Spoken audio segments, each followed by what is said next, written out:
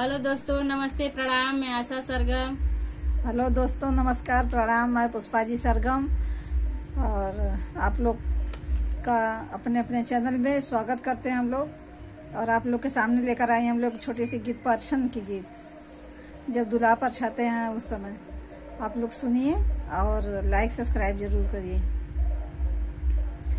छोटी छोटी हाथिया के मोटा मोटा पाँव जी, हाकड़ाती आवे हाथिया पापा के दुआरी जी, हाकड़ाती आवे हाथिया पापा के दुआरे जी, हाकड़ाती आवे हाथिया पापा के अखियाँ लागले मधुमक्खी जी, बेटी उनकर लड़ी का दामाद मोछा वाला जी, बेटी उनकर लड़ी का दामाद मोछा वाला जी, बेटी उनकर लड़ी का।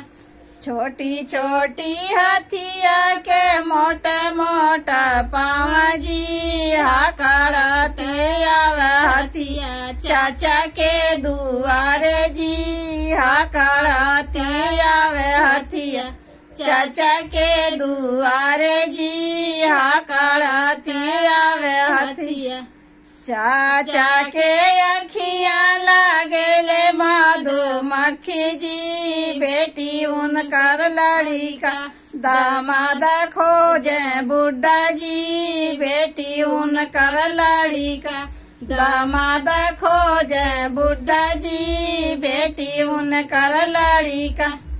छोटी छोटी हाथिया के मोटा मोटा पाँव जी, हाकड़ाते आवे हाथिया भैया के दुआरे जी, हाकड़ाते आवे हाथिया भैया के दुआरे जी, हाकड़ाते आवे हाथिया भैया के अखियाँ लगेले मधुमक्खी जी, बहिना उनकर लड़ी का बनोया खोजे काला जी, बहिनी उनकर लड़ी का जीजा खोजे कालिया जी, बहिना उनकर लड़ी का।